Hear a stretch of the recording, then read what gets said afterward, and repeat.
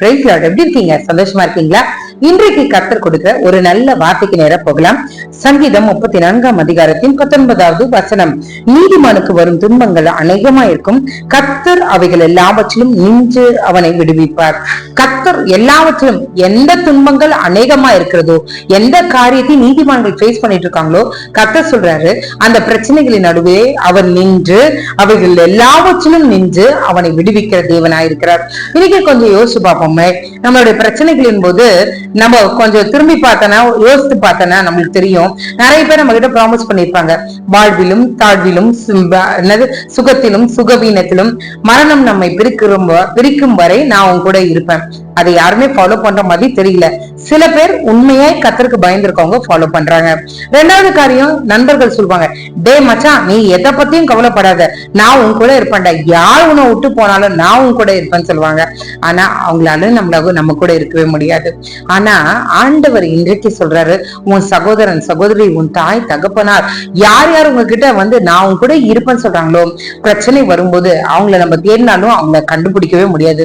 நிறைய பேரை பாருங்களேன், இப்போ நம்மளுக்கு ஏதோ ஒரு தேவை இருக்குது, நம்ம யாருக்கிட்டயும் நம்ம ஹெல்ப் கேட்கிறோம்னு வச்சுக்கோங்களேன், போன் பண்ணா ஃபர்ஸ்ட் ஓகேன்னு சொல்லுவாங்க. அடுத்த முறை நீங்க அந்த இடத்துக்கு அந்த ஸ்பாட்டுக்கு போயிட்டு கால் பண்ணீங்கன்னா மொபைல் ஸ்விட்ச் ஆஃப்ல இருக்கும், இல்லைன்னா உங்களை பிளாக்ல போட்டிருப்பாங்க, இல்லைன்னா அவங்க வீட்லயே இருக்க மாட்டாங்க. இந்த மாதிரி சில பல அவமானங்களை நம்ம கிராஸ் பண்ணி வந்திருக்கலாம். இன்னைக்கு ஆண்டவர் சொல்றாரு, அப்பா நீ பிரச்சனை உனக்கு அநேகம் தான், உனக்கு வர துன்பங்கள் எல்லாம் அநேகம் தான், ஆனா நான் உன்னை விட்டுற மாட்டேன். அவைகள் எல்லாவற்றிலும் 1-2 துன்பங்கள் இல்ல, எல்லா துன்பங்களின் மத்தியிலும் நான் உன் கூட இருந்து நான் உன்னை விடுவிப்பேன்னு சொல்றாரு.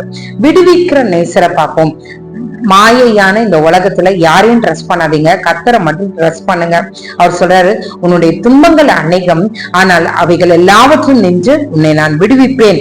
நீதிமானை கர்த்தர் விடுவிப்பார் என்று வசனம் சொல்லுகிறது. அப்படியே கர்த்தர் நம்மளை விடுவிக்க போகிறார். பயப்படாதீங்க. சூழ்நிலையை பார்த்து ஐயோ நான் தனிமையா இருக்கிறேன், எனக்கு என்ன பண்றதுன்னே தெரியலன்னு நீங்க நினைக்காதீங்க.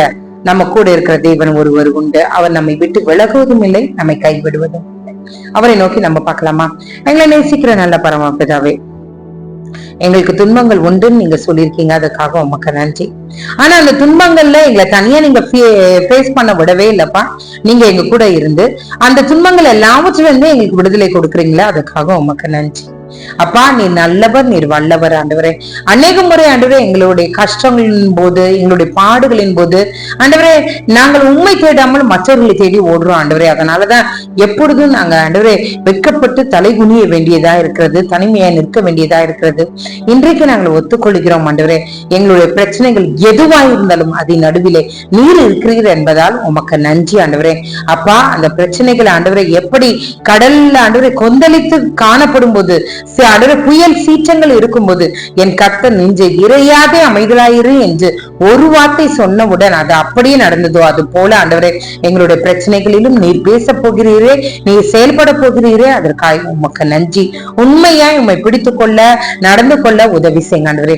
நீரே எங்களோடு இருந்து வழி நடத்துங்க, காத்துக்கொள்ளும் வழி நடத்தும் மீட்பர் இயேசுவின் மூலம் ஜெபம் கேளும் நல்ல பரமபிதாவே. ஆமென், ஆமென், ஆமென். God bless you.